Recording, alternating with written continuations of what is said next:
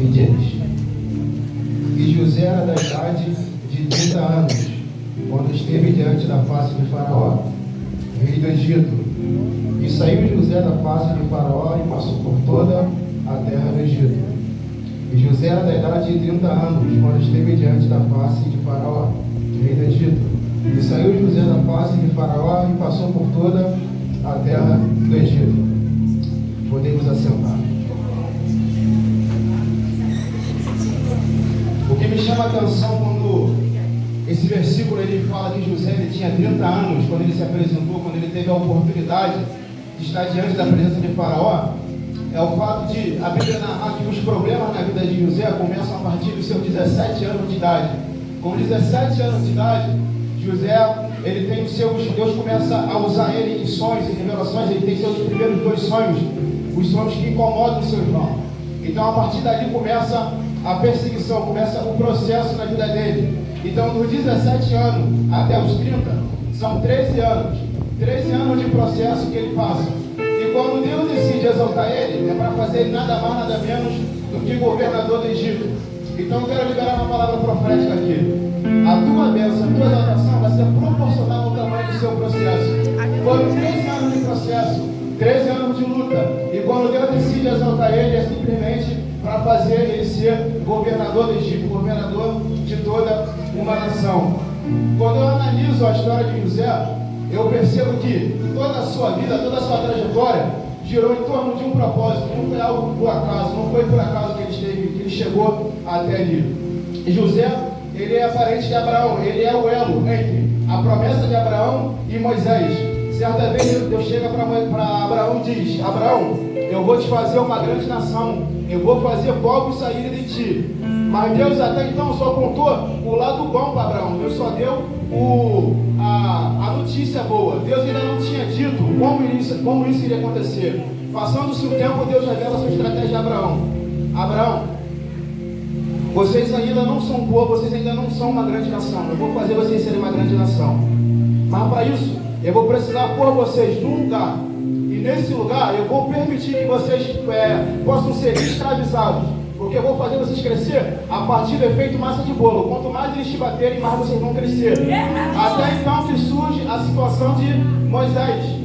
Mas por que Deus faz isso? Faz o povo crescer dessa maneira? Porque desde a saída do homem, do Éden, o homem só vem decepcionando cada vez mais Deus. Decepcionando não modo de dizer, porque Deus ele não se decepciona, porque Ele já sabe que nós somos falhos. E desde a saída do homem, do Éden, Deus tem tentado achar meios de reaproximar o homem dele. Porque no Éden, Deus descia na geração do jardim para falar com o homem. E agora o homem perde esse privilégio. É o homem que tem que buscar o contato com Deus, porque Deus é soberano, Ele está acima das estrelas. Só que desde a saída do homem ao jardim, isso não vem acontecendo coisas degradantes. Os primeiros filhos da terra, que são os filhos de Adão e Eva, eles já começam cometendo o primeiro crime, que é o homicídio, Caim mata Abel. Então Deus começa a agir da base do extermínio. Deus manda o dilúvio. Noé já sai da arca querendo plantar uma vinha para se bebedar. Eles tentam a terra, depois disso, do dilúvio, Deus permite que o povo vai crescendo de novo, vai nascendo outros povos, outras pessoas de novo. Aí eles querem alcançar Deus, mas não através da obediência e da adoração. Eles querem fazer uma torre, que é chamada Torre de Babel, para tentar alcançar Deus na base da força, na base da estratégia. Então Deus desce para destruir aquela torre. Depois o povo começa a se prostituir e a trabalhar com feitiçaria em Sodoma e Gomorra. Então Deus manda cair fogo do céu. Deus tem agido da base do extermínio para ver se é assim, para ver se tiram tudo. O homem ele se reaproxima dele. Só que nada adianta. Nada adianta. Deus se ira. Mas ao mesmo tempo que Deus se ira, Deus se entristece. Porque Ele não se agradou em mandar o dilúvio. Ele não se agradou em ter que mandar Saraiva cair do céu, fogo cair do céu para destruir a cidade de Sodoma e Gomorra. Porque até então ele está sendo obrigado a destruir tudo aquilo que ele construiu. E o que ele queria ter no início é que o homem estivesse assim, colado com ele, junto com ele. Só que nada disso está acontecendo. Então o que Deus faz? Ele muda a estratégia. Ele fala: Abraão, eu vou permitir o povo ficar cativo no Egito durante 400 anos. Não vou matar mais ninguém, mas eu vou permitir eles sofrerem. Vamos ver se na base do chicote, vamos ver se na base da humilhação eles voltam a me adorar. Então, certa vez, Deus vai, ele se revela a Moisés através da sarça ardente. E ele diz: Moisés, tenho visto atentamente, apesar do sofrimento, apesar de toda a humilhação que o povo tem passado, Deus fala: Moisés, tenho visto atentamente a aflição do meu povo e tenho ouvido o seu clamor. O plano de Deus começa a dar certo, o povo voltou a clamar, o povo voltou a adorar. Foram 400 anos de humilhação, foram 400 anos de castigo. Deus abandonou o povo de certa forma. Deus dessa vez não exterminou, mas ele abandonou. Dessa vez ele virou as costas para o povo. Mas tudo isso com um propósito, que era trazer seus filhos de volta. Então José, ele é essa ligação entre Abraão e Moisés. Os problemas da vida de José começam com 17 anos, quando ele tem 2 sonhos. Que ele está no arado com os irmãos deles e o molho deles fica acima fica acima dos 2 irmãos. Depois ele tem um sonho, que o sol é a luz e prostra diante dele. Os irmãos dele invejam aquilo. Os irmãos dele ficam irritados com aquilo. E eu acredito, na minha concepção, a Bíblia não diz que José ali, ele já sabia, ou tinha ideia do que aquele sonho significava, porque era o dom dele.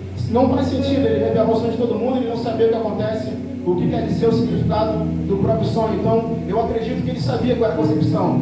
E ali, ele sendo irmão mais caçula de 11, irmão mais novo, 12 com ele foi contar para os irmãos aquilo, ele ficou animado, foi contar, só que como houve a rejeição, como a recepção daquela notícia não foi muito boa, ele guarda aquele negócio com ele. O texto diz que ele trazia uma má fama dos seus irmãos a seu pai. Não é porque ele era fofoqueiro, talvez ele até fosse um pouco, mas ele é filho de Jacó. E Jacó não era qualquer um, Jacó era um homem que tinha experiência com Deus. Jacó é um ex-mentiroso, Jacó é um ex-ladrão, Jacó é irmão gêmeo de Esaú. Pelas características que a Bíblia diz, eu acredito que eles eram gêmeos de placentas diferentes, mas eram gêmeos. Ele e Esaú nasceram juntos. Só que um tem que vir primeiro, Esaú veio primeiro. Então Esaú vindo primeiro, ele ganha o direito da bênção da primogenitura. E Jacó, ele rouba essa bênção, ou melhor, ele negocia essa bênção com o irmão dele. O irmão dele troca o direito de ser abençoado por um prato de lentilha. Até aí não é algo que está tão errado assim. Ele não cometeu, ele não bateu, não agrediu. Só que o seu pai, Isaac, já estava, além de velho, estava ficando cego por causa da velhice. Então, ele já não tinha visão para distinguir as coisas, para enxergar. E é nessa que ele está sem a visão que Jacó se apresenta no lugar de Esaú e Isaac abençoa Jacó ao invés de abençoar Esaú. Então, Jacó, apesar de ser pai de José e ser uma pessoa de referência, ele teve um passado tenebroso. E por ele ter enganado o pai dele dessa forma, ele sofreu muito no percorrer da sua vida. E até o momento em que ele começa a se reconectar com Deus. E quando ele encontra o anjo do Senhor no vale e luta contra o anjo. E Deus ali abençoa ele. Então Jacó era alguém que tinha experiência com Deus. E como José ele traz uma fama de seus irmãos, não era porque ele era fofoqueiro. É porque o mesmo ensinamento que Jacó tinha dado a José, Jacó tinha dado também aos outros 11. Só quem seguia era José. José, além de ser alguém que era o preferido do seu pai, porque ele era o filho da esposa que seu pai mais amava, ele era alguém também que seguia os conceitos, os princípios de seu pai. Então isso colaborava muito para que o amor de Jacó aumentasse na vida de José. Certa vez seus irmãos foram trabalhar, eles trabalhavam com pasto, eles tinham que se virar com o que tinham na terra. E o seu pai Jacó manda José ir ajudar os irmãos e dar notícia também. Dar notícia de como estava o trabalho, do que estava acontecendo, se tinha alguma coisa para repor, para buscar. E quando os seus irmãos de longe veem José vindo, de longe eles já começam a comentar: lá vem o sonhador, lá vem o grande sonhador.